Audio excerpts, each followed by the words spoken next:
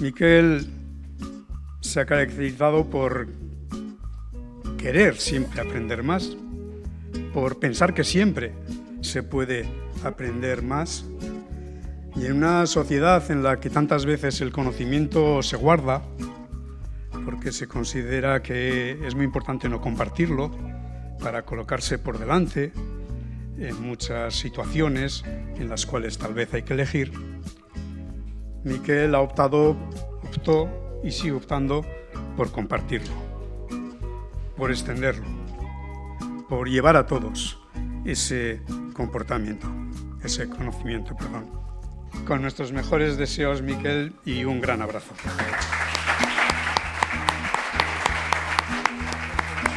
Miquel es un libro abierto para todo el mundo. Alguien que comparte lo que tiene con tal de hacer feliz a la gente. El juego, el porqué de las cosas, la mejora constante son su motor vital. Intentar hacer mejor a los demás. El sentido colectivo. La persona siempre como prioridad. La cultura del trabajo.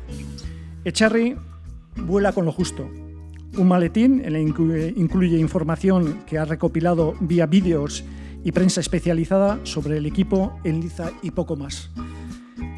En el futuro desea incorporar al equipaje un ordenador portátil para introducir todos sus datos que guarda en su retina. No creo que haya portátil, más concretamente, capaz de guardar en la retina ni en el disco duro lo que tiene esa persona en la cabeza. Eso sí que yo creo que cuidé bastante bien de no querer seguir mucho tiempo en el mismo lugar, porque mi ilusión no era llegar a Primera División, que nunca lo pensé que pudiera llegar, sino que era pasar años entrenando, era mi meta, ¿no? Ahí estoy viendo. Los discípulos están ahí. No, esos son benditos. Sí he visto a uno que en clase tuve algún follón. Y ahora precisamente está de entrenador en el Eibar, ¿no?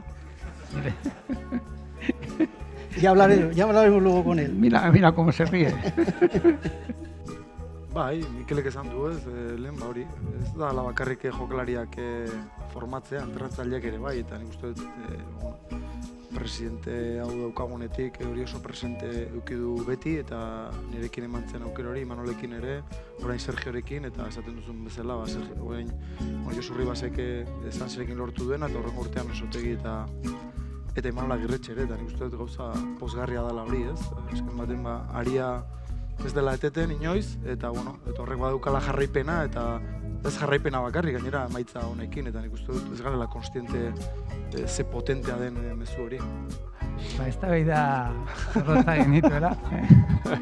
Eta baten klase batan gauden, eta ginen beha izan esplikatzen nola golpeo bat, ez? Falta bat ejekutatzeko golpeo bat.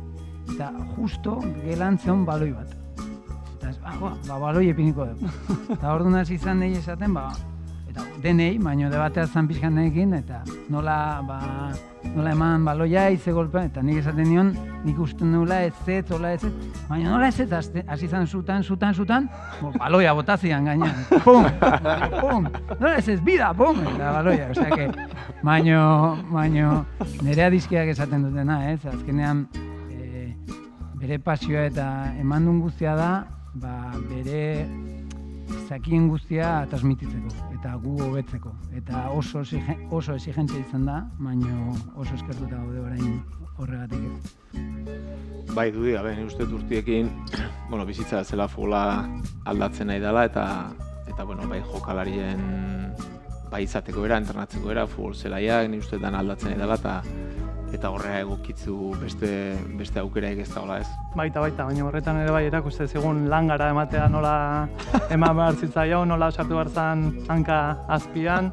Bai, Mikel gutzako Sir Alex Ferguson Inglaterran izan da, ba, gutzako euskal jokalarientzat ustez Sir Mikel Etxarri izan duela, eta horrela ditzen diogu, eta Mikel futbola da, ez? Berarekin elkartzen zaren momentu guztitan ba, jokaldiren bat dauka buruan, partiduren bat, eta eztabaida hori beti izan dugu, eta oso aberatsa izan du da guretzako.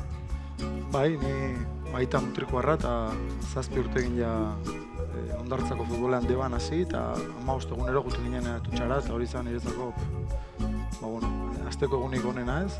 Atotxara sartu ordu bete lehenago, partio hori ikusi aitarekin, mutrikoko jendearekin eta hortik sortu zitzaidan pasio hori, bai futboleakiko eta baita ere realarikiko. Eta gero irakaskuntza ere beti oso presente, niretzako pedagogia oso garrantzitsua da eta hortik ere Mikelekin eduki ditugu solasaldi horiek ez. Beti esaten digutenan irakaslea, nik uste irakaslea ez dela. Irakasleak erakusten du dakiena eta maisuak erakusten du zer dan bera.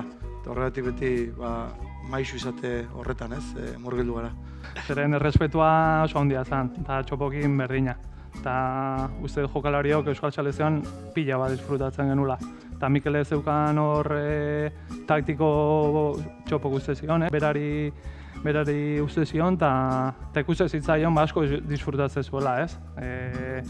Jakinaren gainean geunden danok zein zan Mikel, eta bera entzutea eta bere instruzioa jasotzea gutzako plazer bat zen. Bai, niri beti gustatu izan zait entrenatzea, beti gustatu izan zait niri irakasten zidatena nik transmititzea ere bai. Ni batzen naiz arrobiko erraleko arrobian jokatzen nuela, infantietan, kadetetan, eta ikastolako 10 urteko umei entrenatzen nien, eta asko gustatzen zitzaidan. Zubietan ikasten nuena, umei transmititzea, eta hori azkenean nik usten dut oinarria dela, oinarri bat dela beti nerekin eraman detena urte hauetan dudai gabe.